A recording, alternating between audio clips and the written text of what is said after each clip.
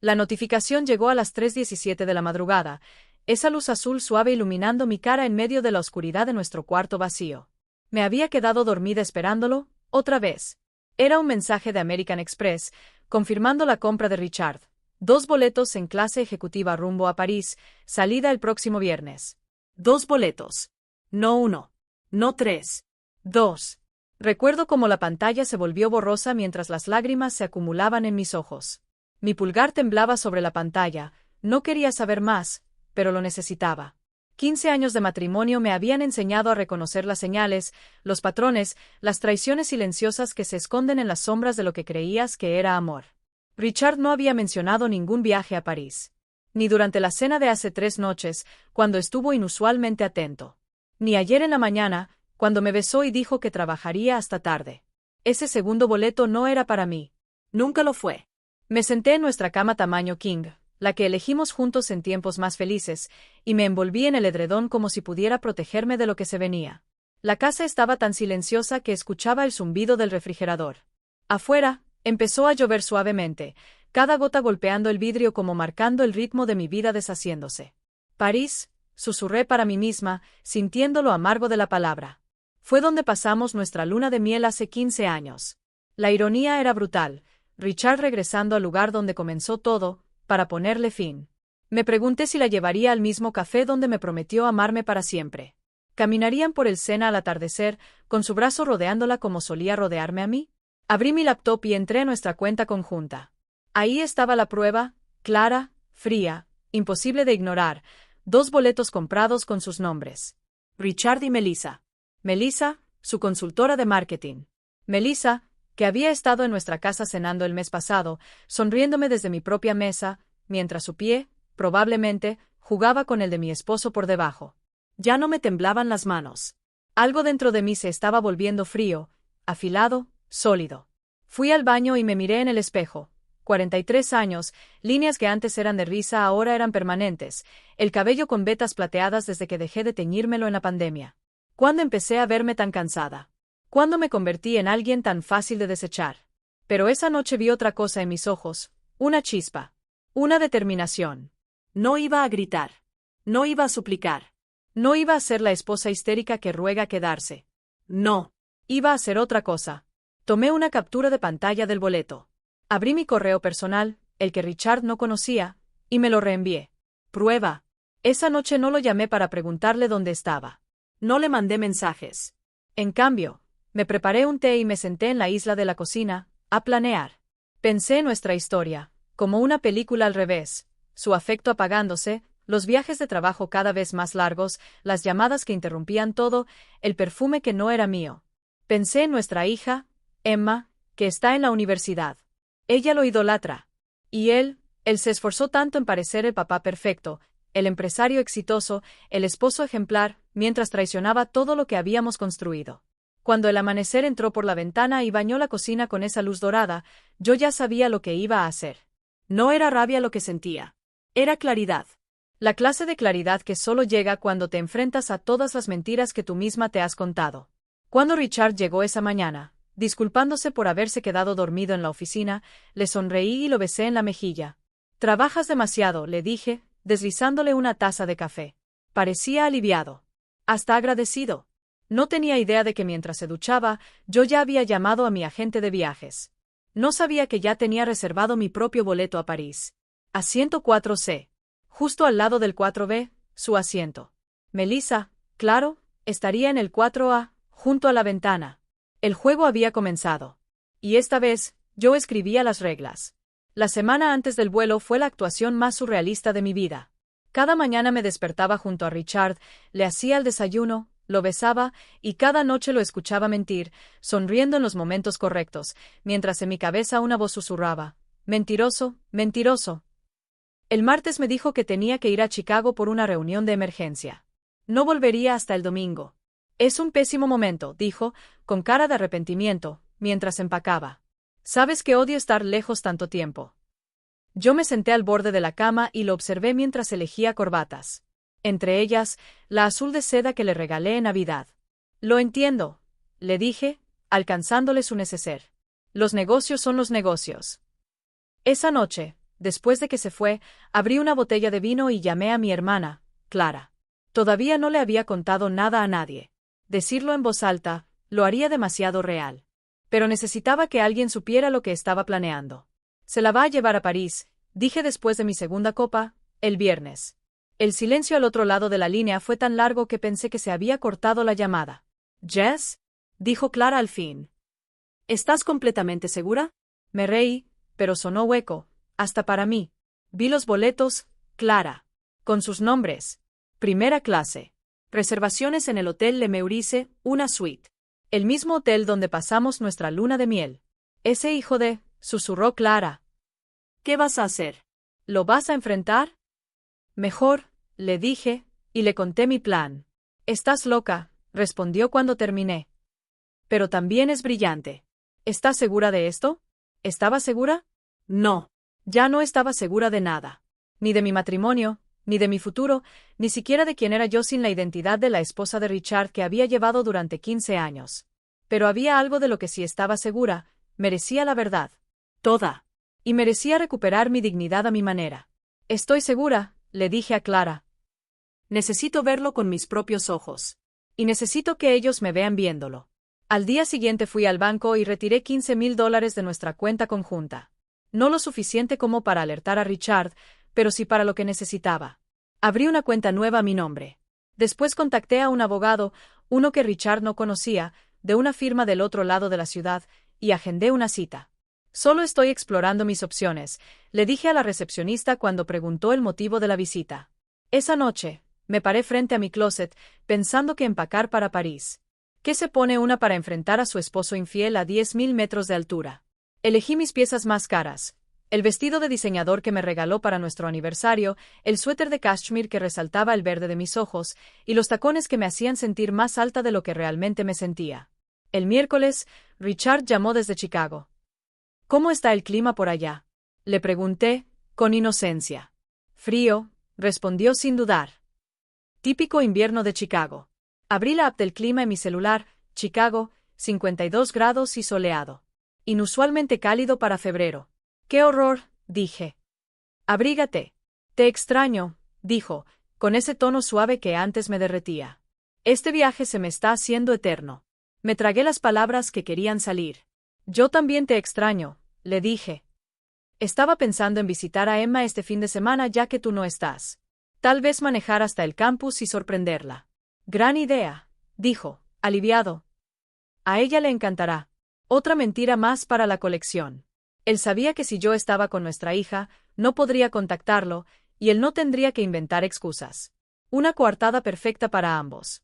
El jueves por la noche, empacé mi maleta con precisión quirúrgica, ropa, artículos de aseo, pasaporte y un objeto que Richard no sabía que tenía, una pequeña cámara de alta definición disfrazada de bolígrafo.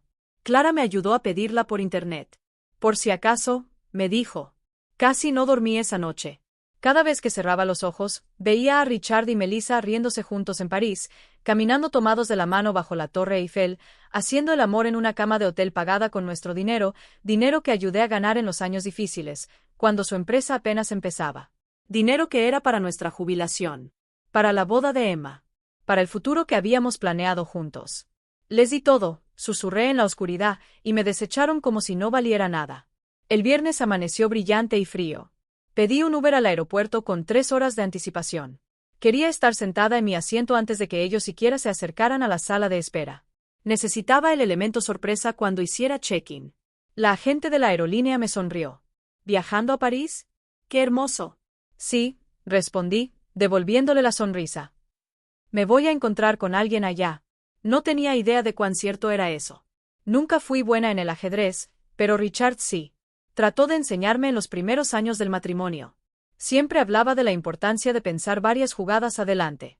La belleza del juego, decía, con los ojos brillando de emoción, es que el oponente nunca ve el verdadero ataque, hasta que ya es demasiado tarde. Qué irónico que su propia elección se convirtiera en su perdición. Mis preparativos habían comenzado meses antes, mucho antes de saber lo de París. Ya sentía que algo andaba mal, pero no podía explicarlo. Llámalo intuición. Instinto de supervivencia. Había empezado a recolectar información, pequeñas pistas digitales que la mayoría pasaría por alto. El verano pasado, cuando Richard dejó su laptop abierta por accidente, instalé un programa de monitoreo que reenviaba sus correos a una cuenta secreta. No era para espiarlo, eso me decía a mí misma, sino para proteger a nuestra familia si mis sospechas eran ciertas. Nunca los revisé, dejé que la información se acumulara. Como un testigo silencioso de algo que no quería enfrentar, hasta ahora. Sentada en la sala C-17, viendo a los pasajeros ir y venir, abrí esa cuenta de correo por primera vez.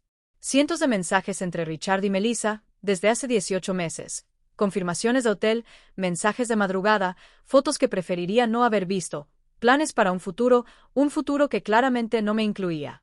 Pero lo más grave no era la infidelidad en sí, era el rastro financiero. Richard había estado moviendo dinero poco a poco de nuestra cuenta empresarial conjunta a una cuenta separada. Al principio eran montos pequeños. Luego, más grandes. Estaba preparando una salida. Su nueva vida. Y me estaba dejando vulnerable. Lo que él no sabía era que yo ya había hablado con nuestro contador, Marcos, hacía 2 semanas. Marcos, que estaba con nosotros desde que comenzamos el negocio en el garaje. Marcos, cuya hija ayudé a ingresar a la universidad con cartas de recomendación y tutorías. Marcos, que miró los números que le mostré y negó con la cabeza. Esto no es solo poco ético, Jessica, dijo en voz baja. Algunas de estas cosas cruzan la línea de lo legal. Sobre todo las irregularidades en la facturación de clientes. Marcos ya había preparado un informe financiero completo para mi abogado. Richard pensaba que yo solo era la creativa, la que hablaba bien con la gente, la que no entendía de negocios. Había olvidado que yo tenía una maestría en administración, guardada en el cajón, mientras criaba a nuestra hija y apoyaba su carrera. Miré mi reloj, 1 hora para el abordaje. Saqué mi celular y programé 3 correos que se enviarían automáticamente en 24 horas si no los cancelaba antes. Uno para la junta directiva de nuestra empresa, con toda la evidencia financiera. Uno para nuestra hija, con una explicación suave pero honesta. Y uno para los papás de Richard, que siempre me trataron como a una hija, expresando mi tristeza por cómo terminaron las cosas. No lo hacía por venganza. Lo hacía por orden. Por cerrar bien. Después llamé a la detective Ramírez, una amiga de la universidad que ahora trabaja en delitos financieros. Nuestra conversación la semana pasada había sido muy reveladora. Todo está listo, me confirmó. Solo manda el mensaje cuando estés lista y avanzamos. Gracias, dije, sintiendo una calma extraña invadirme. Sé que esto es poco común. 15 años de amistad lo justifican, respondió ella. Además, lo que está haciendo tu esposo es fraude de manual. Lo habríamos descubierto tarde o temprano. Colgué y me miré en el espejo compacto. Ayer fui al salón, corte, color, peinado. La mujer que me devolvía la mirada no era la esposa olvidada que Richard ignoraba. Era alguien segura, elegante, con propósito. Me apliqué un nuevo labial, Chanel Rouge Allure, tono Pairet. Un rojo intenso que había dejado de usar porque Richard dijo una vez que era demasiado para mí. Mi celular vibró. Era un mensaje de Clara. ¿Ya aterrizó el avión? Todavía no, respondí. Estoy por abordar. Estoy lista. Recuerda, me escribió, esto no es solo por ti. Es por cada mujer que alguna vez fue hecha sentir invisible. Sonreí. Clara, la eterna defensora feminista. Pero tenía razón.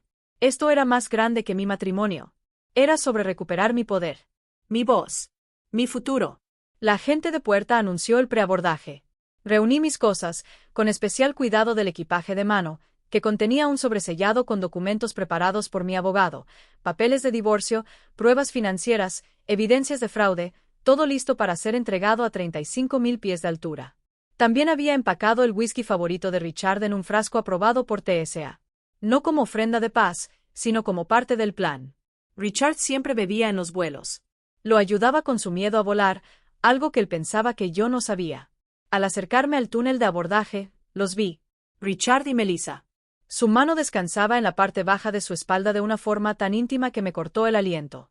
Ella se reía de algo que él dijo, su cabeza inclinada hacia él, adorándolo. Él no me miraba así desde hacía años. No me vieron.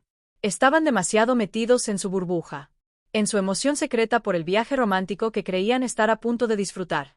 Abordé primero. Encontré mi asiento, 4C, y me acomodé. Organicé mis cosas, colocándome el bolígrafo con cámara escondida en el bolsillo de la chaqueta. Le pedí a la sobrecargo una copa de champaña. ¿Estás celebrando algo especial? Preguntó con una sonrisa profesional. Tomé un sorbo. Las burbujas me hicieron cosquillas en la lengua.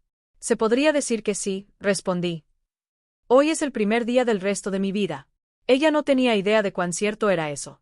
Mientras bebía mi champaña, miraba la puerta de la cabina, esperando que subieran mi esposo y su amante, completamente ignorantes de que yo estaba 10 pasos delante. Subieron justo al final. Vi a Richard guiando a Melissa por el pasillo, con su mano en su cintura, murmurándole algo al oído que la hizo reír. Era la misma risa que había escuchado en mi mesa, cuando ella elogió mi pollo rostizado. Ahora sonaba distinta. Respiré profundo y levanté mi copa, lo justo para cubrir parte de mi rostro mientras se acercaban a la fila 4. Richard revisaba los números de asiento, sonriendo, completamente ajeno a lo que estaba por suceder. Aquí estamos, le dijo a ella. Tú vas junto a la ventana. Melissa se acomodó en el 4A, metiendo su bolsa de diseñador debajo del asiento. Una bolsa idéntica a la que yo había admirado en una revista y que Richard había dicho que era ridículamente cara. Entonces él se paró justo a mi lado, preparándose para sentarse. Bajé mi copa. Hola, Richard, dije, con calma. El color desapareció de su rostro tan rápido que pensé que se iba a desmayar. Abrió la boca. La cerró. La volvió a abrir. 15 años de matrimonio y nunca lo había visto sin palabras. Jessica, alcanzó a decir al fin, casi en un susurro. ¿Qué haces? ¿Cómo estás aquí? Asiento 4C, dije, mostrándole mi pase de abordar. Justo a tu lado. ¡Qué coincidencia! ¿No? Melissa se asomó, confundida, hasta que me vio. El reconocimiento llegó, seguido de pánico puro. Lo miró a él, esperando que arreglara la situación. Tienes que bajarte del avión, me dijo Richard, en voz baja, casi suplicando. Podemos hablar de esto cuando regrese. Aquí no. Este no es el lugar. Por favor, tome asiento, señor, dijo una sobrecargo desde el fondo. Necesitamos prepararnos para despegar. Richard se sentó, rígido, como una estatua. Un brillo de sudor se le formó en la frente, a pesar del aire fresco en la cabina. Jessica, dijo, en un susurro urgente. Déjame explicarte. No es lo que parece. Incliné un poco la cabeza. ¿No es porque parece que estás llevando a tu consultora de marketing a París el fin de semana de nuestro 15 aniversario? ¿Al mismo hotel donde pasamos nuestra luna de miel? ¿Con dinero de nuestra cuenta conjunta? Melissa soltó un pequeño sonido de angustia desde su asiento junto a la ventana. La sobrecargo se acercó con bebidas antes del despegue. ¿Champaña para el caballero y la señorita de la ventana? Sí, respondí por ellos. Mi esposo y su colega estarían encantados. Después de todo, estamos celebrando.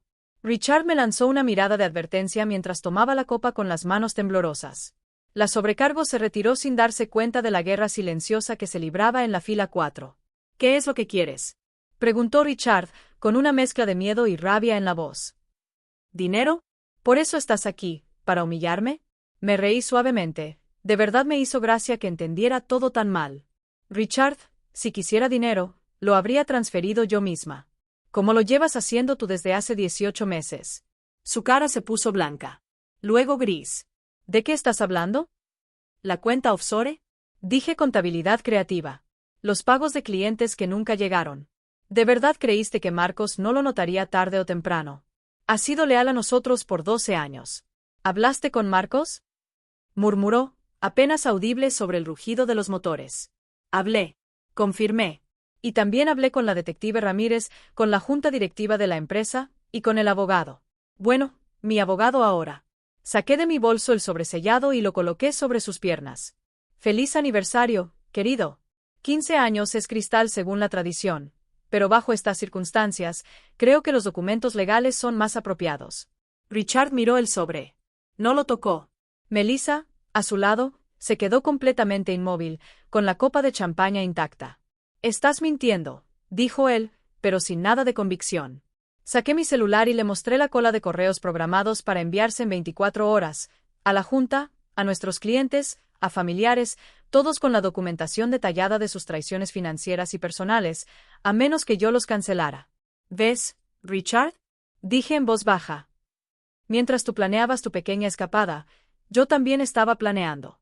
La diferencia es que mi plan no destruye solo un matrimonio, lo destruye todo si no cooperas. La luz del cinturón se encendió con un din. Me lo abroché con cuidado y lo miré hasta que hizo lo mismo. ¿Qué quieres? repitió, ahora con derrota en la voz.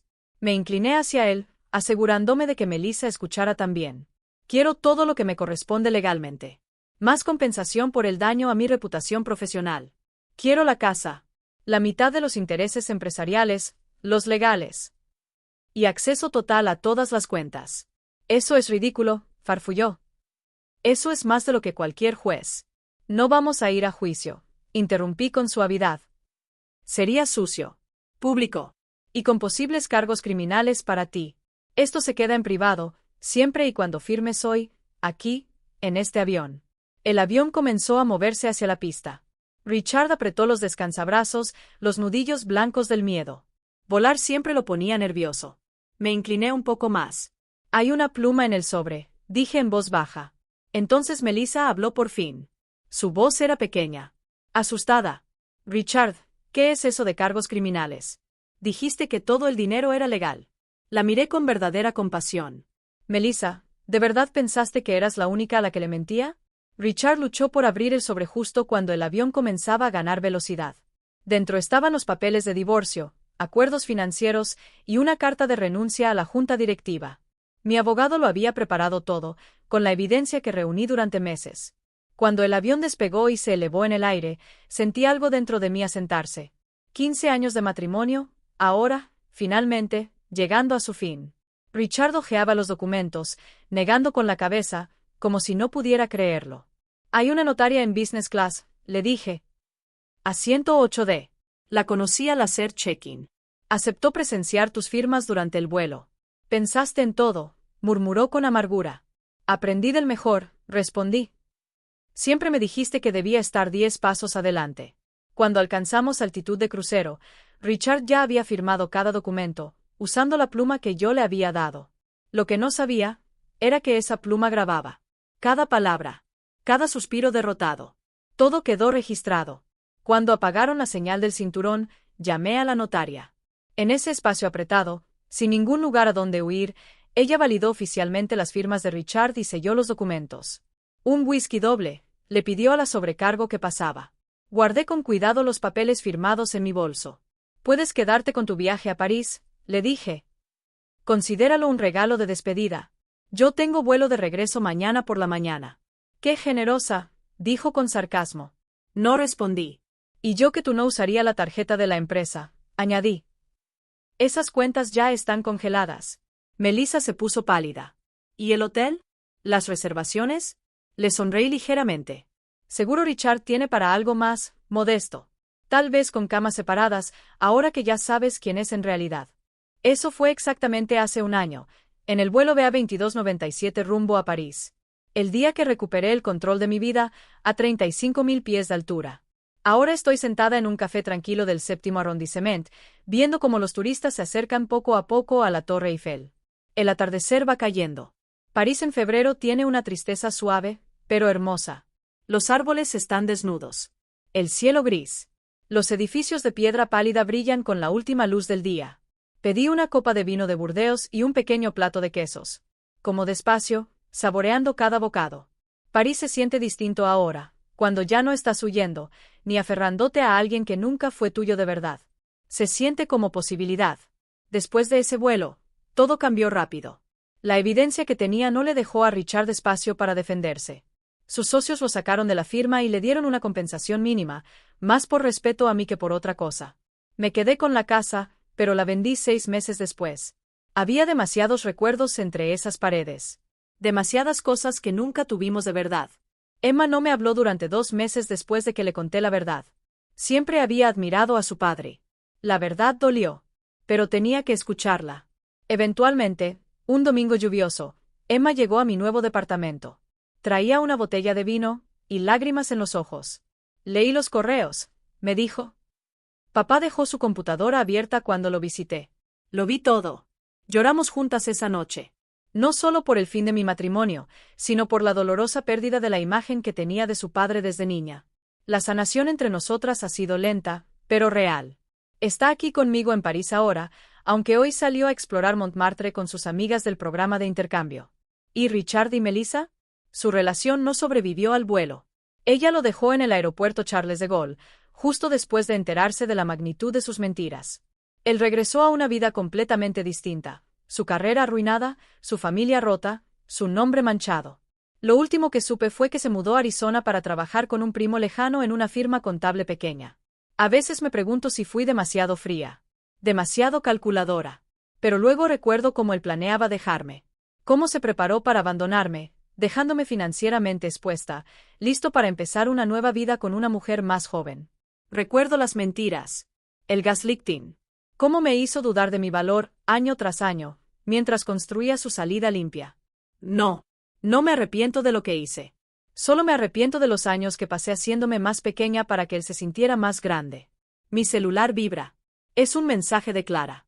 1 año de la Operación París. ¿Cómo se ve la vida desde el otro lado? Sonrío y tomo una foto de mi copa de vino, con las luces de la calle brillando detrás. Le respondo. Clara. Brillante y clara. El mesero se acerca y me rellena la copa. ¿Desea algo más? Me pregunta. Por un momento, su pregunta me toca más hondo de lo que él imagina. ¿Quiero algo más? Después de 15 años persiguiendo un matrimonio perfecto, de tratar de ganar la atención de Richard, de esforzarme por sentirme suficiente. ¿Qué quiero ahora? Y la respuesta es clara. Quiero esto. Este momento tranquilo. Esta alegría serena. Estar completamente en paz conmigo. No tener que darle explicaciones a nadie. Construir una vida en mis propios términos. Ahora he iniciado una consultoría, ayudando a mujeres a encontrar independencia financiera después del divorcio. Resulta que, incluso el dolor puede servir, si lo usas para ayudar a alguien más. Hay algo profundamente sanador en convertir tu historia en la guía de otra mujer. Emma regresa mientras el cielo se oscurece. La Torre Eiffel brilla detrás de ella.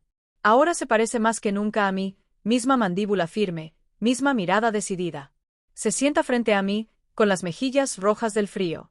¿Cómo estuvo tu día? Le pregunto, empujando el plato de quesos hacia ella. Increíble, responde, con los ojos llenos de emoción.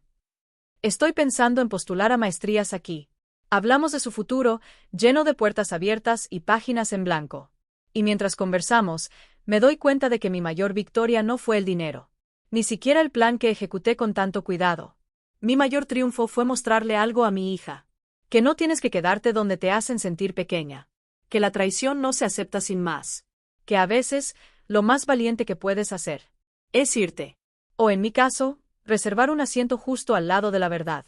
Más tarde, mientras caminamos de regreso al hotel, Emma entrelaza su brazo con el mío. Mamá, dice en voz baja, estoy orgullosa de ti. Por todo. Por sobrevivir. Por salir adelante. Le aprieto el brazo con suavidad. Por un momento, no tengo palabras. La lluvia de más temprano dejó charcos en la calle. Las luces de la ciudad se reflejan en ellos, como miles de pequeñas estrellas bajo nuestros pies. Pienso en quien era hace 1 año, rota, asustada, buscando fuerza. Y en quien soy ahora. Una mujer que avanza, escribiendo su propia historia. Dicen que la mejor venganza es vivir bien. Quizás sea cierto. Pero yo he aprendido algo aún mejor. Vivir con honestidad es la mayor libertad de todas.